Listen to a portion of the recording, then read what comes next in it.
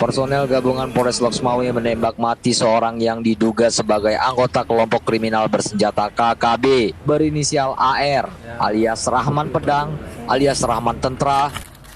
Rahman tewas ditembak polisi di Desa Pentet, Kecamatan Sawang, Aceh Utara, setelah melakukan berbagai tindakan teror di kawasan tersebut. Kasat Reskrim Polres Loksmawe AKP Indra T. Herlambang mengatakan polisi yang mendapat informasi dan kemudian bergerak menuju lokasi penangkapan.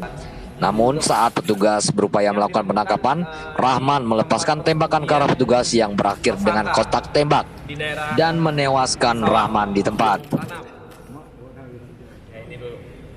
Dari peristiwa ini, petugas ikut mengamankan barang bukti, satu pucuk senjata api laras panjang, satu granat manggis, bendera alam pedang berwarna hijau, baterai kering sepeda motor, satu buah gulungan kabel, dan baju rompi anti peluru. Sebelumnya, Rahman Pedang diduga mengibarkan bendera alam pedang di SD 17 Sawang dan juga meletakkan bom di tiang bendera sekolah tersebut. Berusaha melakukan penyergapan terhadap pelaku. Dan pelaku yang merasa terdesak akhirnya melepaskan tembakan kepada tim gabungan.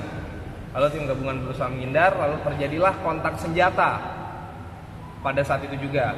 Setelah terjadi kontak senjata beberapa kali, akhirnya tim berhasil melumpuhkan pelaku.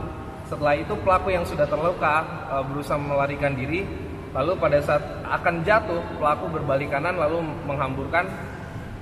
merentet senjatanya ke arah petugas. Sebelum petugas kembali membalas, pelaku sudah tumbang. Dan setelah kami lakukan pengecekan, pelaku dinyatakan tewas. Tim Liputan Habat TV.